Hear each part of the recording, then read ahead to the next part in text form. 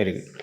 ఇప్పుడు మనం జాతీయ అంశాలకు వస్తే ఇటీవలే గవర్నమెంట్ ఆఫ్ ఇండియా వాళ్ళకి అట్లాగే ఈ అస్సాం గవర్నమెంట్కి ఉల్ఫా ఉగ్రవాదులకి మధ్య ఒక అగ్రిమెంట్ అనేది అండర్స్టాండింగ్ సైన్ చేశారని అంటున్నాను.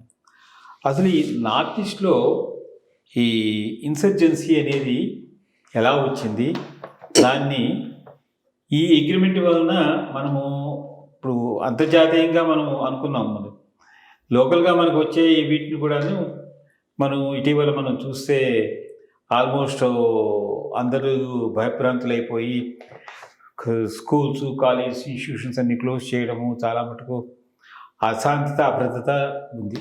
సో దీని మీద ఈ అగ్రిమెంట్ వలన మనకి ఏమైనా శాంతియుత పరిస్థితులు రాగలవా?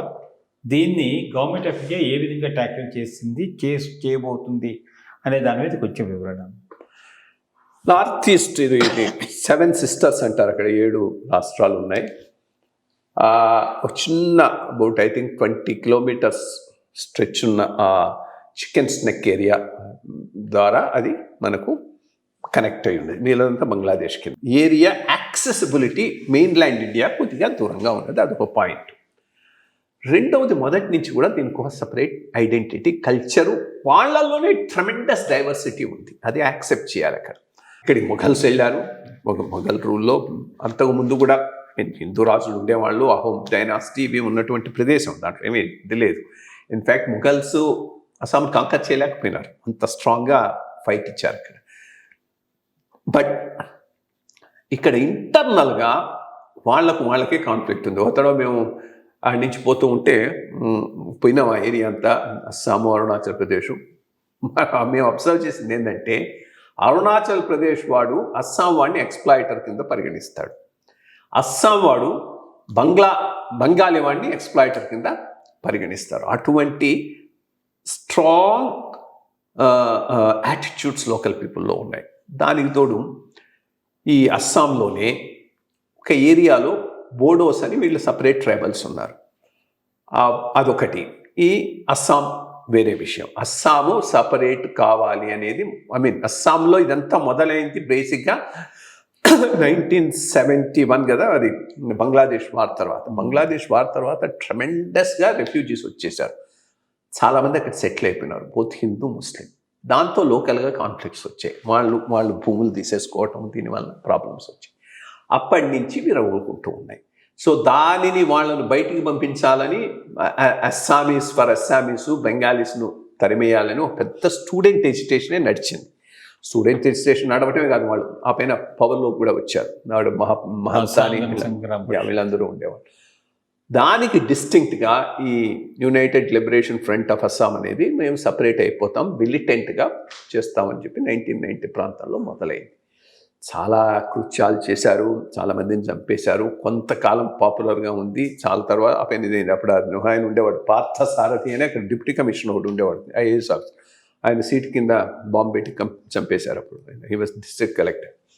సో ఇది చాలా నడిచింది. ఇప్పుడు ఒకటి ఏందనంటే, స్లోగా వాళ్ళు ఎక్స్పోజ్ అయిపోయినారు, ఇది బాగా డబ్బులు గుంజటం, ఎక్స్టార్షన్స్, కిల్లింగ్స్తో ప్రజల నుంచి సపోర్ట్ పోయింది. ప్రజల నుంచి సపోర్ట్ పోతే రైట్ టైం వాళ్ళలో ఒక ఫ్యాక్షన్ ముందుకు వచ్చింది, మిగిలిన ఫ్యాక్షన్ కూడా ఐ థింక్ స్లోగా తెచ్చుకునేటటువంటి అవకాశాలు ఉన్నాయి. మోర్ ఇంపార్టెంట్లీ ఇప్పుడు ఈ అస్సాం ఐడెంటిటీ బేస్డ్గానే గవర్నమెంట్ అక్కడ జరుగుతున్నది.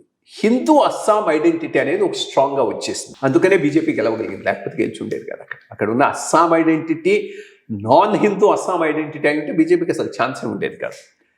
అస్సాం హిందూ ఐడెంటిటీ స్ట్రాంగ్ అయింది కాబట్టి, వాళ్ళే రూల్ చేస్తున్నారు కాబట్టి స్లోగా ఇది పీటర్ అవుట్ కావచ్చు. బట్ బోడో ల్యాండ్ ఒకటి ఉంది, అదొకటి సపరేట్, వాళ్ళ ట్రైబల్స్, ప్లెయిన్ ఏరియాలో ఉండే ట్రైబల్స్, వాళ్ళందరి పేర్లు బ్రహ్మ అని ఉంటుంది చివరి ఎండ్లో వాళ్ళ, అదొకటి ఫ్లాష్ పాయింట్. సరే, ఇంకా మణిపూరు, నాగాల్యాండు, మిజోరాము, వీటన్నిటిలో కూడా యూ హ్యావ్, అంటే అక్కడ ఇంకో ప్రాబ్లం కూడా, రిలీజియన్ ప్రాబ్లం. అంతా ఏరియాస్ అని క్రిస్టియానిటీ ఉంది, హిందూయిజం ఎప్పుడు పోలేదు అక్కడికి. పోకముందే డైరెక్ట్లీ ఫ్రమ్ ప్యాగనిజం టు క్రిస్టియానిటీకి వెళ్ళిపోయినారు అక్కడ. సో అదొకటి సమస్య. ఇన్ఫ్యాక్ట్ అప్పట్లో కొత్తల్లోనే సర్దార్ వల్లభాయ్ పటేల్ గారు ఒక లెటర్లో నెహ్రూ గారిని వార్న్ చేశాడు, ఇది చాలా సెన్సిటివ్ ఏరియా, అసలు ఇది మనలో పార్ట్ కావటమే ఓ సర్ప్రైజ్, దీన్ని జాగ్రత్తగా మనం హ్యాండిల్ చేయకపోతే ప్రాబ్లం అవుతాయని. లాంగ్ రన్లో not just Assam problem, north east problem, ఒకటి మనం ఎప్పటికైనా ఇదొకటి స్ట్రాంగ్గా యాక్సెప్ట్ చేయాలి. ఇండియా అనేది కల్చరల్ సపరేట్ ఐడెంటిటీస్ ఉన్న చాలా సమూహాల సముదాయం. So federal structure, lot of freedom locally ఇస్తూ మనం పోకపోతే ఈ కాన్ఫ్లిక్ట్స్ మళ్ళా వస్తూనే ఉంటాయి. మనకి ఇక్కడ రాలేదా, తెలంగాణ ఆంధ్ర అయింది ఒకటే లాంగ్వేజ్, అయినా కానీ ఎంత ఇది నడిచింది. రాయలసీమ ఆంధ్ర మధ్య ఎంత టెన్షన్ ఉంది, నథింగ్ జరగలేదు, బట్ లకిలీ. బట్ దీన్ని బట్టి అది మనం సబ్ రీజనల్ ఆస్పిరేషన్స్ను, ఐడెంటిటీస్ను అకామిడేట్ చేసుకునే విధంగా మనం పరిపాలనను ముందుకు తీసుకుపోకపోతే ఈ ప్రాబ్లమ్స్ వస్తూనే ఉంటాయి. For more updates, like, comment, subscribe to our channel. Hey darlings, గంటని click చేయడం మర్చిపోకండి.